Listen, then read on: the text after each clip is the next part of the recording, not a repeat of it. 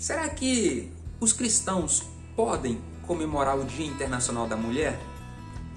Fique comigo até o final desse vídeo e vamos conversar um pouco sobre isso. Não tem vinheta, então eu vou continuar aqui. Por que dessa pergunta? Porque a nossa Bíblia, ela traz como pano de fundo o relato histórico-cultural. É uma cultura onde a mulher não é nem um pouco valorizada. E o Dia Internacional da Mulher, diferente de outros feriados que tratam de uma data célebre, que tenta trazer à memória um acontecimento, ela não tem esse perfil. Pelo contrário, é um dia de luta, é um dia de relembrar essa disparidade entre os sexos. Então, se nós cristãos temos a nossa referência, uma cultura onde a mulher é desvalorizada, e tem o Dia Internacional da Mulher, que é para um dia para relembrar, um dia crítico, para a gente repensar as nossas práticas em relação à mulher, parece haver aí um desequilíbrio. Parece que se a gente der o braço a torcer para o Dia Internacional da Mulher, a gente vai estar de alguma forma indo contra o que está na Bíblia. Mas eu te digo que sim, nós podemos comemorar e devemos comemorar e repensar as nossas atitudes nesse Dia Internacional da Mulher. Por quê? Por dois motivos. Primeiro, quando a Bíblia ela traz um assunto e ela narra uma história, um fato, um acontecimento, não significa que ela está defendendo ou endossando essa prática. Em diversos momentos nós temos homens que eram homens de Deus, segundo o coração de Deus, e que cometeram deslizes, cometeram adultério, cometeram assassinato, reis que estão lá nas páginas das Escrituras, que assassinaram seus filhos. Então, o fato de narrar, de estar ali uma história, não significa que é para a gente reproduzir. Pelo contrário, é para forjar o nosso caráter, mas a partir daquilo que nós não devemos fazer.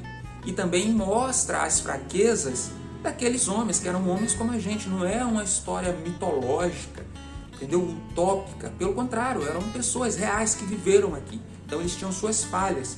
Então, o fato de algo estar narrado nas páginas da Bíblia não significa que é para a gente reproduzir. Pelo contrário, aquilo que for bom devemos reter, mas aquilo que for ruim é um exemplo para a gente passar de largo. Então, essa atitude cultural onde a mulher é menosprezada é uma delas. Nós devemos abandonar essa prática. E segundo, quando a gente olha na criação, no ato da criação, antes do pecado, não existia essa polaridade, esse confronto, essa disputa do que é o melhor, do que é o pior, quem é maior, quem é menor. Não tinha isso, era para a gente viver em união, em harmonia. Inclusive a palavra hebraica que usa ali para falar da mulher como ajudadora é aquele que sai em socorro de alguém que está precisando de algo. Isso era usado inclusive dentro de um contexto militar.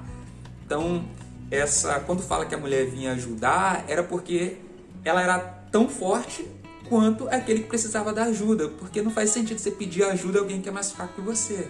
Já parou para pensar nisso? Então, dentro do contexto, na ausência do pecado, não tem isso. Se nós vivêssemos sem o pecado, não teria essa disparidade de homem e mulher. Na essência, a mulher não foi feita para ser submissa ao homem, não foi feita para ser menor do que o homem, nem o contrário. Mas, então, o culpado disso tudo é o quê? É o pecado. Quando o pecado entra, aí a gente começa a ter esse sentimento de disputa, um querer usar o outro, um querer ser maior do que o outro. Então, o que acontece então, ao longo da história? Que a cultura judaica, por exemplo, o que a gente lê nas Sagradas Escrituras, ela é conduzida nesse formato. É o mesmo princípio do divórcio ou carta de desquite, que é regulamentado na lei de Moisés. O próprio Deus deixa claro que a intenção dele não era que houvesse múltiplos casamentos, que o homem tivesse uma única mulher e o contrário também. Porém, ele sabia que os homens eram homens de dura cerviz, obstinados. Então, diante disso, ele regulamentou, mas era como se fosse uma concessão, não a intenção dele desde sempre. Já fiz isso, a minha intenção é que vocês façam assim, que tenham um monte de mulher, casa e separa, se ela fizer isso, você manda embora. Não, foi uma concessão para que também não estragasse com tudo, senão virasse uma bagunça. Então, de alguma forma, ele tentou normalizar, mas aquilo que não era a intenção dele. E esse efeito acontece também com essa posição da mulher dentro da cultura, dentro do que a gente lê ali na nossa regra de fé. Então é uma concessão. Na prática, a gente tem que buscar sim essa igualdade, tá? Não com ideologias, não com atitudes contrárias às escrituras, mas com o pensamento em mente que um Deus que é justo jamais faria um ato de injustiça. Nós vemos hoje a disparidade muito grande no mercado de trabalho, no meio acadêmico, até dentro das igrejas, e as recompensas não são iguais para o mesmo tipo de serviço. Então isso não tem nada a ver com a justiça que está presente nas páginas da Bíblia. Então não confundamos, uma coisa é o que foi narrado da época, outra coisa é a mensagem central. E que nesse dia 8 de março, nesse Dia Internacional da Mulher, nós, homens, possamos refletir sobre a nossa posição em relação às nossas mulheres, às esposas, às companheiras, às mães, às irmãs, às amigas, às colegas de trabalho, que nós venhamos ter esse sentimento de justiça e equidade. Agora é só praticar.